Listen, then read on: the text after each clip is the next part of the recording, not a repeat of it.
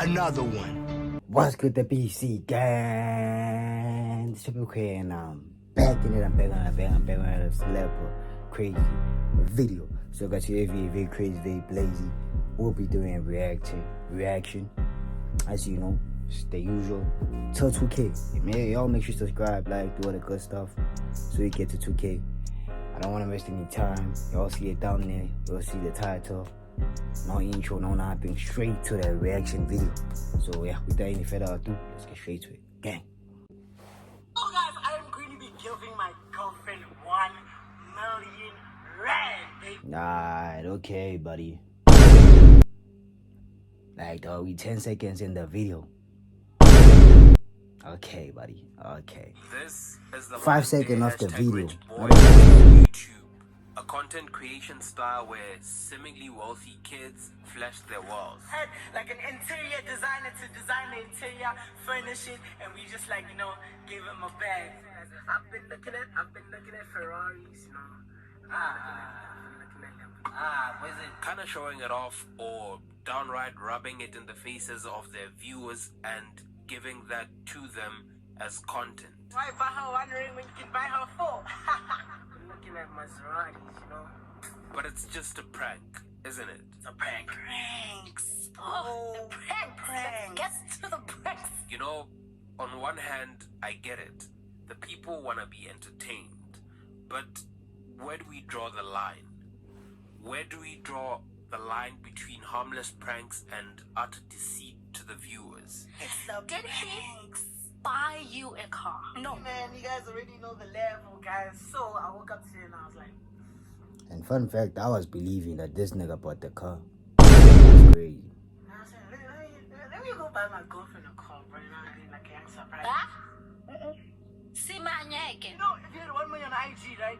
IG won't give you $1 million, right? But your boyfriend will, baby. How do you feel when people say that you and your friends are living a fake lifestyle?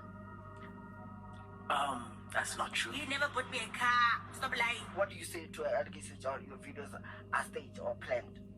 How do you maneuver around that? When someone meets you in public, hey, what, or someone makes a video about this? Yeah, anybody can make a video, bro. Know what I'm saying? I don't really, know what I'm saying?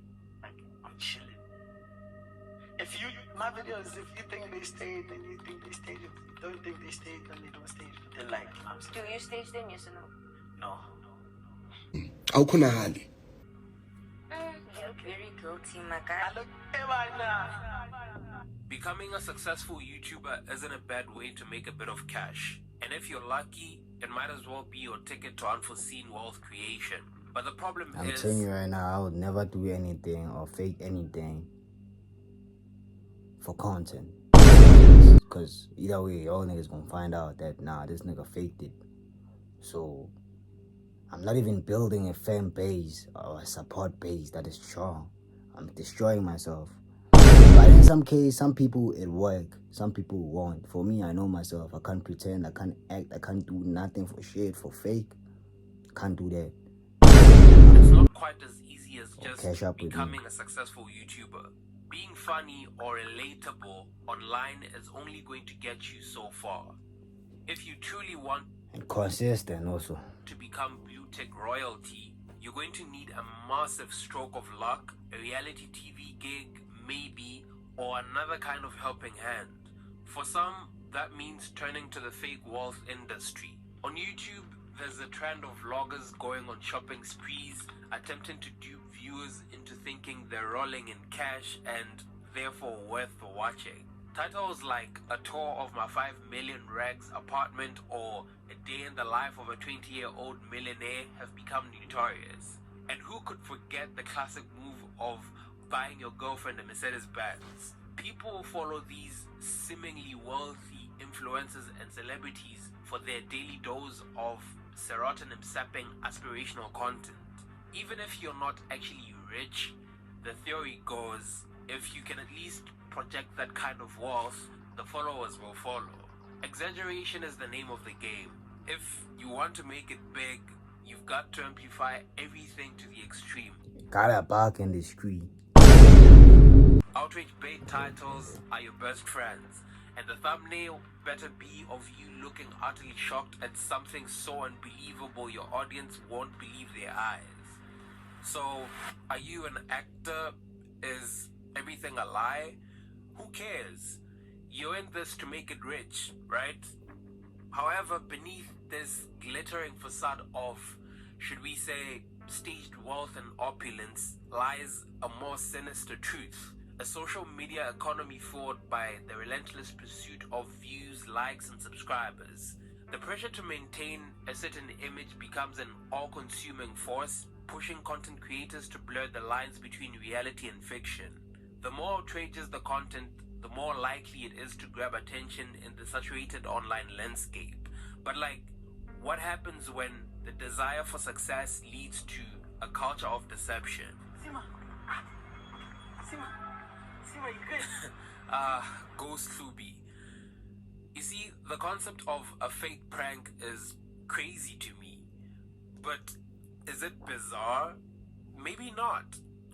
There's this idea that making such content could negatively affect the trust between the creator and the audience, but hey, you could always make an apology video, right? Nobody is getting cancelled for deceiving the audience. If you think about it, all of this is exactly what the people want to see. You may call it consumption of aspirational content. Take, for instance, the infamous gold digger pranks. You watch this very same video knowing that the girl in the video is a paid actor and understanding that the car does not necessarily belong to Ghost Luby. The whole idea of aspirational content consumption is that you also wish that one day you could pick up Banyana and a Beamer, right? Real. Or how about being able to buy your own girlfriend a Mercedes one day? But I mean, it's just content, right? You would probably argue that it's harmless. I mean, what harm could a video of a guy buying his girlfriend a car possibly do? Seriously, what harm is all of this? The immense social presence possessed by influencers has led to the creation of unrealistic societal expectations around personal image and lifestyle. Deceptively, their online identities are fabricated to compete with other influencers, presenting an idealized version of life that goes beyond reality. These fabricated portrayals pave the way for a societal issue where social media users are conditioned to believe that these unrealistic depictions are the standard for everyday life. The expectations set by influencers place immense pressure on individuals to manufacture a virtual identity that conforms to the standards of these seemingly wealthy YouTubers. The desire to emulate these lifestyles becomes a subconscious goal for many, fueled by the constant exposure to carefully curated content that blurs the lines between aspiration and reality.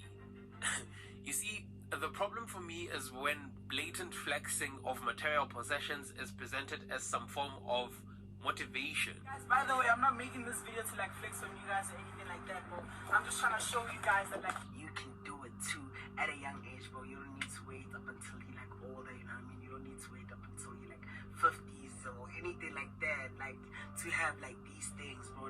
Anything is attainable, really. You just have to put your mind to it. Young, unassuming viewers are sold on a dream.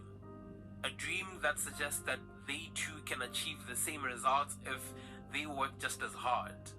If I can buy a 10 million rands mansion at 21, so can you. And if I can buy my girlfriend a Mercedes, so should you. I mean, why not? But the critical question remains, can you really? I'm even afraid to get into a relationship because now, if I get into a relationship with the wrong girl, she's gonna say, hey, why am I not getting a car? What car? What car? The disconnect between the virtual world and the reality faced by many viewers is vast, especially in South Africa. The dream sold by YouTubers often becomes an illusion, leading to feelings of inadequacy, anxiety, and even depression among those who struggle to meet these unattainable standards.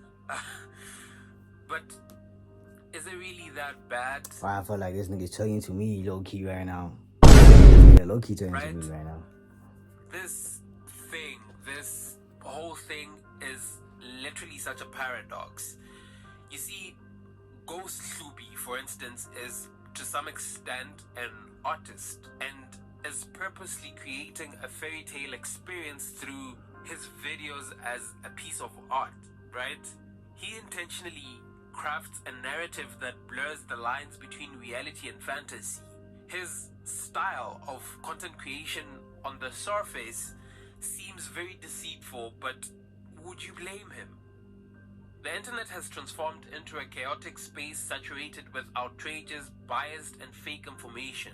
The so-called attention economy, which is the driving force behind the digital era, hinges on the simple principle of generating revenue by capturing people's attention.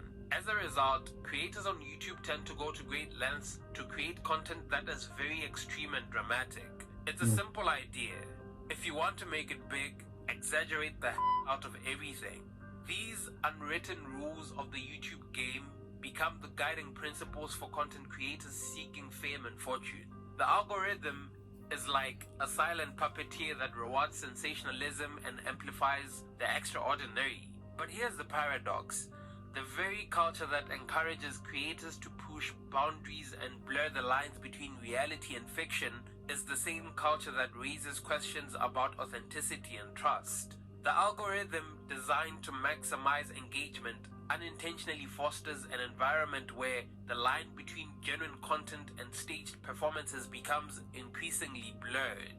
But does this all mean that we live in a world where faking a lifestyle is okay?